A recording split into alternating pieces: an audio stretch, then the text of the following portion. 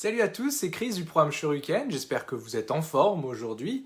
Et parce qu'aujourd'hui, on va parler prospection. On va parler de la bête noire. Est-ce que pour toi aussi, c'est vraiment une bête noire, comme pour beaucoup d'indépendants? La prospection, c'est souvent un problème et on se met même souvent la pression par rapport à nos résultats pour remplir les agendas.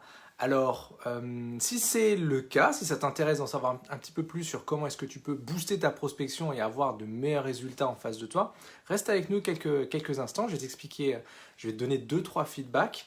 Je te mettrai aussi dans les liens des commentaires le lien vers le dernier podcast de cette semaine qui parle justement de prospection également. Et avant ça, un grand merci pour les 300. Vous êtes déjà 300 à écouter le podcast. Donc franchement, c'est super cool. Ça me fait plaisir. Surtout que je l'ai lancé il n'y a pas longtemps. Donc c'est vraiment top. Donc pour revenir à la prospection, est-ce que toi aussi, des fois, tu as du mal à avoir des prospects qualifiés devant toi? Tu as du mal à avoir les bonnes personnes en face de toi ou des fois tu perds ton temps un peu avec des touristes? Est-ce que toi aussi, des fois, tu as l'impression d'avoir un peu tout essayé et d'être à court d'idées pour booster ta prospection, pour booster tes résultats et pour finalement remplir ton agenda avec des rendez-vous qualifiés? Il y a souvent une croyance limitante, plutôt ouais, elle a vraiment la peau dure celle-là. Beaucoup de personnes croient que la prospection, c'est un peu comme la fibre commerciale, tu vois, c'est inné. Mais en réalité, ça l'est pas du tout. C'est comme si tu prenais quelqu'un, tu le jetais dans une piscine et puis tu te disais ça l'est, celui-là il sait nager, c'est inné, il devrait y arriver tout seul. La prospection, souvent, elle a cette image de se dire que soit on sait faire, soit on sait pas faire, et soit c'est inné, soit ça ne l'est pas. C'est un petit peu comme lorsqu'on se dit j'ai pas de résultat sur ma prospection, eh ben c'est parce que je suis une feignasse en fait, c'est parce que je me bouge pas assez, c'est parce que je contacte pas assez de personnes, c'est parce que ma méthode elle est pas bonne et puis surtout je me bouge vraiment pas assez. Si j'avais contacté 300 personnes de plus, mon agenda il aurait été plein. Oui, mais peut-être pas non plus.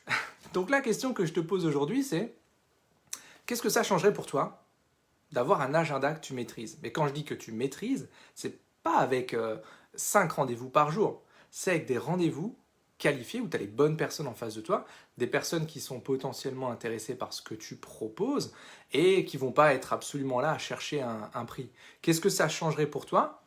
Justement d'avoir en face de toi ces bonnes personnes-là et pas des chasseurs de gratuits ou des experts ouais, des comparateurs experts quoi, en fait, qui prennent 50 offres et puis au bout d'un moment ils se disent tiens je vais peut-être prendre celui-là ou peut-être rien prendre du tout. Qu'est-ce que ça changerait pour toi d'avoir ces bonnes personnes en face de toi? J'imagine que, comme pour beaucoup de gens, ça changerait énormément de choses. Parce que la question, ce que je vois souvent, c'est pas mal d'entrepreneurs qui achètent des scripts à copier-coller. J'en ai déjà parlé dans un podcast, je crois que c'était celui de l'épisode 5. Les scripts à copier-coller, j'ai envie de te dire, c'est pas extraordinaire parce que le plus souvent c'est ultra généraliste, parce qu'il faut séduire un maximum de monde, mais comme c'est pas personnel, comme c'est pas personnifié, comme il y a pas d'âme en fait derrière, comment tu veux que quelqu'un réagisse positivement à ce genre de choses, tu vois? Donc c'est vraiment quelque chose que moi je conseille pas spécialement, sauf dans certains cas, mais je vais plutôt te donner les 3 ingrédients qui font qu'une prospection est réussie ou pas. Après, c'est que mon avis. De nouveau, ça fait que 15 ans que je dois prospecter aussi. Donc les ingrédients, ils sont super simples. Le premier, bien évidemment, c'est la récurrence. Ça, c'est certain. Il vaut mieux en faire un petit peu tous les jours que beaucoup de temps en temps. C'est un peu comme le sport, tu vois. Si tu fais une séance de 3 heures tous les samedis, il y a plus de chances que tu te claques que si tu fais 25 minutes de sport tous les jours, tu vois. Donc la récurrence, c'est le premier ingrédient. Le deuxième, c'est le ciblage. C'est le ciblage en fait. Le ciblage, c'est ce qu'il y a de plus fondamental. C'est ce qui va te permettre de t'adresser aux bonnes personnes et d'être sûr d'avoir des gens qui sont juste intéressés et intéressants en face de toi. Donc ciblage, récurrence. Et puis si tu veux le troisième ingrédient, je vais te mettre dans les liens le lien justement pour le podcast, pour l'épisode 7, où tu vas avoir ces 3 ingrédients, ce que moi j'utilise depuis pas mal d'années maintenant. Tu vas avoir aussi un exemple concret, et puis je vais te donner une autre astuce, mais celle-là je te la dévoile pas, c'est en mode teasing, pour que ta prospection elle soit qualifiée, et puis surtout elle se remplisse, enfin que ton agenda se remplisse enfin avec des rendez-vous intéressants pour toi et pour les personnes que tu as en face de toi. Donc du coup, si tu veux en savoir plus, tu cliques sur le lien juste en dessous, c'est le podcast, tu l'écoutes.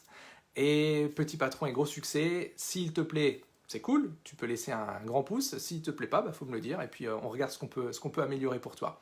D'ici là, les amis, soyez complètement atypiques, complètement déraisonnables et prenez soin de vous. A plus, c'était Chris du programme Shoryuken.